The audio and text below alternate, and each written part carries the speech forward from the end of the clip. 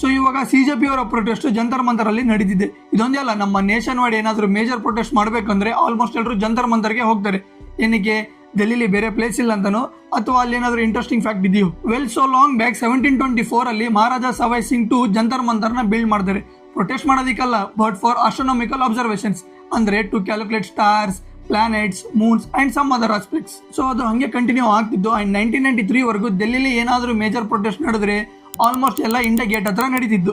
But 1998 ಅಲ್ಲಿ ಮಹೇಂದ್ರ ಸಿಂಗ್ ತಕೈತ್ ಅವರ massive farmer protest and 1990ಯ ರಾಮ್ ಜನ್ಮಭೂಮಿ ಮೂವ್ಮೆಂಟ್ ಇಂದ ಡೆಲ್ಲಿಯ city traffic and government function ಮೇಲೆ ತುಂಬಾನೇ ಇಂಪ್ಯಾಕ್ಟ್ ಬಿತ್ತು. ಸೊ ಇದ್ರ ಮೇಲೆ ಡೆಲ್ಲಿ ಅಥಾರಿಟೀಸ್ ಒಂದು ಡಿಸಿಷನ್ಗೆ ಬರ್ತಾರೆ. ಇನ್ಮೇಲೆ ಏನೇ ಮೇಜರ್ ಪ್ರೊಟೆಸ್ಟ್ ನಡೆದ್ರು ಅದೆಲ್ಲ ಜಂತರ್ ಮಂತರ್ಗೆ ಶಿಫ್ಟ್ ಮಾಡಬೇಕು ಅಂತ ಒಂದು ಡಿಸಿಷನ್ಗೆ ಬರ್ತಾರೆ. But why Jantar Mantar?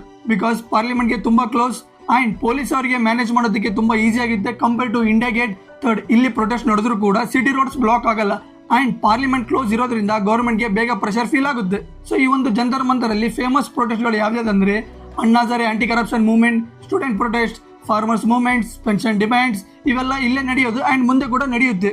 So ಈ ತರ ಇನ್ಫಾರ್ಮೇಟಿವ್ ವಿಡಿಯೋಸ್ಗಾಗಿ ನನ್ನ ಪೇಜ್ನ ಫಾಲೋ ಮಾಡ್ಕೊಳ್ಳಿ ಅಂಡ್ ನೆಕ್ಸ್ಟ್ ವಿಡಿಯೋದಲ್ಲಿ ಸಿಗೋಣ. ಅಲ್ಲಿವರೆಗೂ ಜೈ ಹಿಂದ್, ಜೈ ಕರ್ನಾಟಕ.